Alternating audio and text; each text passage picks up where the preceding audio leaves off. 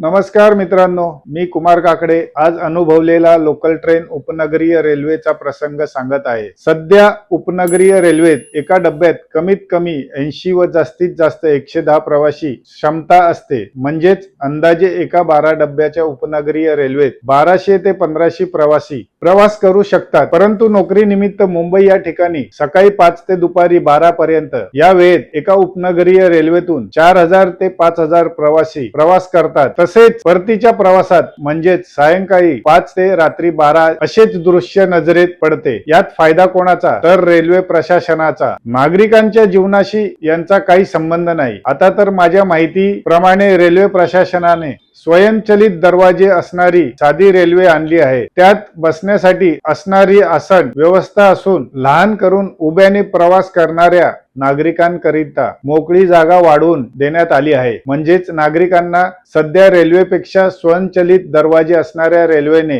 जनावरांसारखा प्रवास करावा व रेल्वेची तिजोरी भरावी असाच प्रयत्न दिसत आहे। माझी रेल्वे मंत्र्यांना कळकळीची विनंती आहे, आपण उपनगरीय रेल्वेत आसन व्यवस्था पूर्ववत करावी, तसेच रेल्वे फेऱ्या वाढवाव्यात व नागरिकांना सुरक्षित प्रवास कसा करता येईल यावर भर द्यावा। कुमार काकडे फॉर चेंज, लोकांसाठी लोकांसोबत टीम कुमार काकडे।